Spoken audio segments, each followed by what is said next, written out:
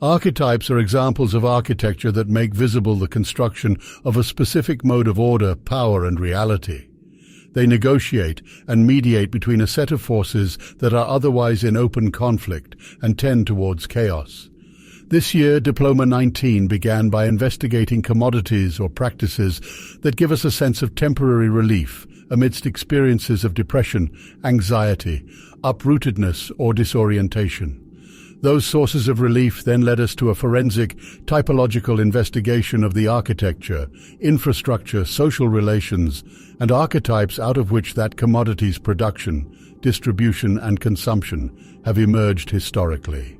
The archetypes of power we discovered ranged from 16th and 17th century Spanish Encomiendas and Estancias in Argentina, to dams, data centers, and longhouses in the American West, to pilgrimage temples in Taiwan, to the camp and campus in ancient and present-day China, to the ghat in India, and to city voids in London.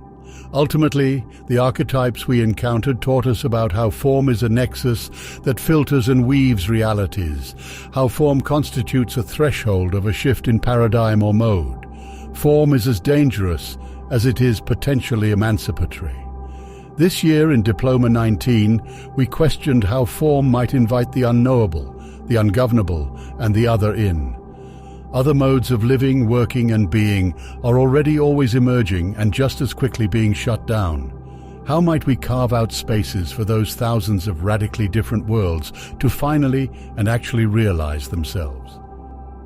Unia Borsa's project, Undressing the City, proposes an alternative fashion production model, architecture and show in a Hackney London bus depot. Fashion shows perpetuate a strict hierarchy within the industry, impacting young designers who face rigidity and limited autonomy, not to mention poverty and ecological destruction. Clothing becomes an aesthetic statement, separating individuals from reality. This project seeks to redefine the fashion industry by enabling collective production spaces and integrating the city scale. It begins to develop a way out of the current fashion system. Alison Chen's project introduces a new work style called playbuilding that merges playing and production in the game industry. It envisions a future where the rewards of playing games align with the process of game development, blurring the boundaries between gaming and work experiences. Daniel Tiani Chen's project, Chinese Gardener's Practice, acknowledges that the allure of the Chinese garden image in the modern city conceals a deeper yearning to create personal worlds and gardens. The project suggests repurposing a large workers' housing complex into a palace of diverse gardening, farming and living practices, allowing individuals to cultivate their own unique worlds adjacent to those of others. Judy Diab's project, The Standing Reserve, explores how new forms of water governance can redefine productive use. Through a strategic approach to dam removal, the Columbia River Basin undergoes a transformative shift, revealing previously submerged and unused land. A proposed forum for watershed restoration, led by tribal stewards, enables the restoration of the landscape and indigenous wet and use rights, and the sharing of knowledge about alternative forms of water, plant and animal stewardship that might open up other ways of living in relation to the river. Adelina Garifianova's project, Terra Communis, challenges destructive land ownership structures and proposes a territorial mapping system and architectural markers. These tools enable indigenous communities to record and share traditional knowledge and practices, fostering communication with the state. The project views land as a network of mobilities rather than a divisible asset, promoting overlapping modes of life. By transforming the concept of territory into terra communis, it advocates for land shared by all, rejecting the grid-based unreality of private land ownership. Hao Ranjia's project, Camp Shenzhen SEZ, challenges the traditional divisions of production by proposing a new special economic zone incubator camp in Shenzhen.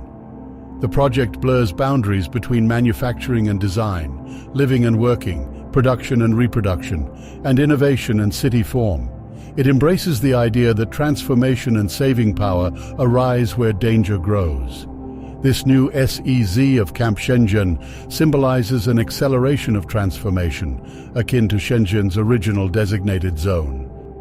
Ella Yue Jiang's project, From Prescription to Therapeutic Practice, explores how the introduction of Western medicine in China prioritized renormalizing the body and social life rather than fostering deeper learning, health, therapy, and transformation.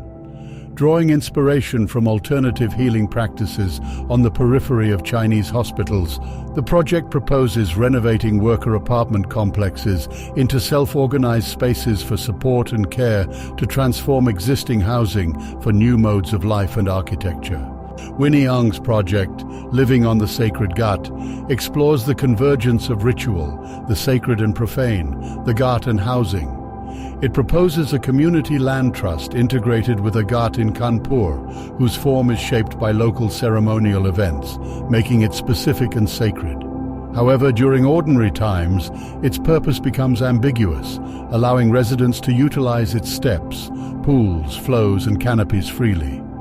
The ghat extends into adjacent housing, accommodating domestic objects, deities, and offerings. Logan Payne's project, Smart City and Its Facades, amplifies and exacerbates Barcelona tendency to preserve facades while completely renovating the interiors. Within the void behind a preserved and propped-up Sayada facade, an 85 by 85 meter polycarbonate-clad, sustainably efficient perimeter building is proposed. The void at its center becomes a stage for a giant-scale projection of Cisco's Barcelona digital twin, enabling people to observe the city's live data collection in a holographic representation. Xuanhu Wang's project, Smart Factory City, presents an urban proposal that challenges conventional master planning and predictive modeling in China's production zones and Taobao villages. The project juxtaposes a formal ceremonial space and a dolmen-type data center with the formlessness of a smart factory. It extends the entrepreneurial innovation logic to the entire neighborhood, blurring boundaries between family factory units, roads, and zoning. This opens up a giant factory floor to the thousands of tiny little practices and forms that are already emerging. Mark Tsushuo Wu's project, City Hall Temple House, transforms Changhu County Hall in Taiwan into a sacred space for Mazu, the protector of sailors. During 2 days each year, hundreds of pilgrims sleep around her in the renovated City Hall Temple. The design juxtaposes the Mazu Temple with emergency shelter spaces. Outside of pilgrimage times, the Temple City Hall becomes a community and event center, offering kitchens, meeting spaces, and workshops. When its throne is empty, it remains a space of exception for the city. Aleka Peiji Yue Hager's project, A Void in Common Use, reimagines a London social housing estate as a community land trust.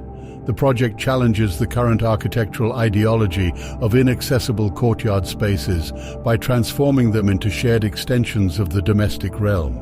By introducing new elements and materials, the project encourages unforeseen and free common uses, rejecting the notion of city void as idle spectacle or leisure space.